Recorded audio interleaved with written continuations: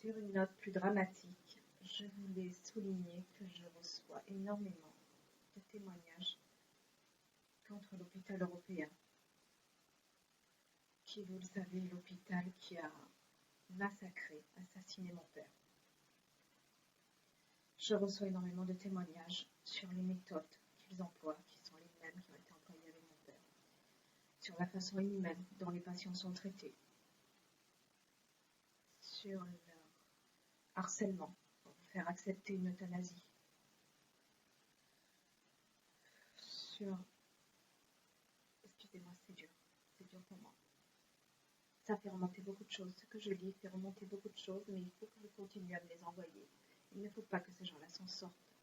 Il faut que tout ce qu'ils font soit su.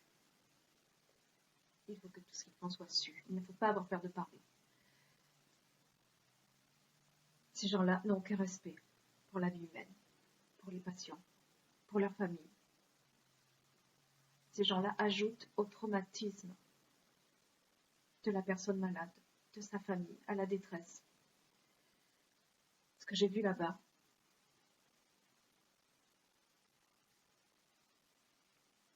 je peux même pas j'arrive pas à surmonter ce que j'ai vu là-bas, comme beaucoup de monde. Donc je vous remercie de partager ça avec moi, partager tous ces témoignages absolument horribles de la façon dont les êtres chers vous ont été pris dans ce lieu. Et il ne faut pas que ces témoignages restent dans l'ombre. Il faut les faire connaître. Donc je partagerai tous ces témoignages. Et je veux faire du bruit, je veux continuer à me battre contre ces monstres. Moi, j'ai mis les noms des médecins qui ont massacré et assassiné mon père. L'une d'elles, vous savez, celle qui était un peu à la tête de tout, qui décidait le lieu de mort, s'appelait, et s'appelle toujours, malheureusement, Guillemette Thomas. C'est celle qui m'a dit, en me regardant droit dans les yeux, on a tous les droits ici. Donc, elle parlait du droit de vie et de mort sur les patients. On a tous les droits ici. Parce que je lui ai dit, vous n'avez pas le droit d'euthanasier mon père. Elle m'a dit, on a tous les droits ici. Il y avait le docteur Signori aussi, avec qui d'autres personnes ont eu des problèmes, qui lui était un peu plus en retrait, jouant l'ami des familles, mais avait la même idée d'euthanasie. Donc, qui a laissé faire, puisque au retour de Guillemette Thomas, c'est là que celle-ci a décidé d'euthanasier mon père, de nous voler, de détruire notre famille, en pensant qu'elle avait tous les droits. Donc je nomme cette personne, Guillemette Thomas, comme une sale meurtrière. Vraiment, c'est tout ce qu'elle est. Et ses complices, donc, dont le docteur Signori, qui lui n'a rien fait pour empêcher sa collègue d'assouvir cette décision épouvantable, ce droit de vie et de mort sur un être humain, ce droit de destruction sur toute une famille.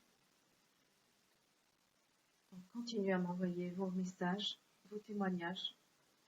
Je vais les partager, je les lirai, et je vous remercie de votre courage parce que je sais à quel point ça coûte.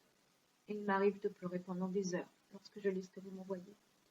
Mais c'est important pour moi de me battre contre ces gens et de faire connaître leurs méthodes. Je vous invite aussi à aller voir les commentaires postés sur Google. Le seul but de ces gens n'est pas de soigner, c'est l'argent, le profit. La valeur humaine n'a aucune importance pour eux et aucune valeur.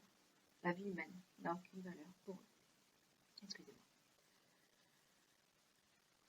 Donc, je continuerai à poster régulièrement sur eux, à parler d'eux et à témoigner sur eux pour que l'on sache à quel point ce lieu n'est pas un lieu de vie, mais un lieu de mort, un lieu d'exécution. Les méthodes de cet hôpital doivent être connues. Et j'ai fait une promesse à mon père. Donc je continuerai. Merci à vous.